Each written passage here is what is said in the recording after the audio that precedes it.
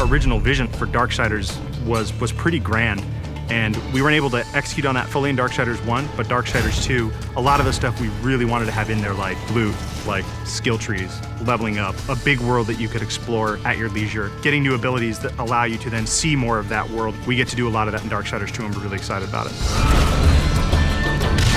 When we were coming up with the loot for the game, we had a lot of fun. We knew the weapon types and the armor and stuff that Death would wear, but obviously we want to have a lot of variety and allow people to really make their guy look different from their friends. Let me tell you about loot. It's the best new feature we're adding to Darksiders 2. You get to pick whatever gear you want to use.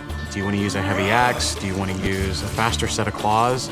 Do you prefer extra fire damage? Do you want added strength? Do you want added stamina? There's got to be thousands of pieces of loot. I mean, not only is there a bunch of visual combinations, there's a bunch of statistical combinations. Of course, you're going to find just common stuff, and then you're going to start to find some that have magical properties. You're going to get some that really are loaded up with stats, and eventually, our top tier loot is called possessed weapons, and those are going to be a lot of fun because they stay with you, and you're actually able to take items that you found, and you can feed those items into the possessed weapon to increase their power. Essentially, the possessed weapons level up with you based on how often you feed them with the loot that you don't want anymore. And I think it's that tier of loot that we're introducing that's going to be the most exciting.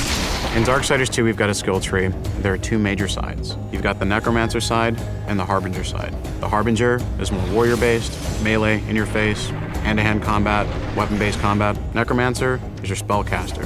Your big nukes, fire, arcane, lightning, all that cool stuff. There's certainly not a chance to just stand in one place in Darksiders 2. The characters are more aggressive in this game. They're kind of up on top of you very quickly.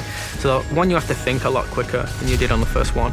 But because you've got so many different tools to handle that combat now, players can handle it in a lot of different ways. They can hold back and use a lot of the magic if they're not very good at the melee combat, but you can also get in and get through from a very like up close and personal style of gameplay. So it's really down to the type of player who's playing the game.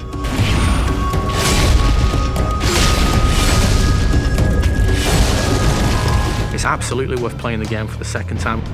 We hold back some of our really, really high-end, powerful loot items for the second read-through. There are quests that are going to force you to explore the world into nooks and crannies you didn't even know existed, and to go down through some pretty serious content. And some are funny, some are serious, but there's a lot to see. It sort of harkens back to the elements that were special in old school games. That's what we really wanted to pack into Darksiders 2. We want people to sense our passion. It's a game made for gamers by gamers.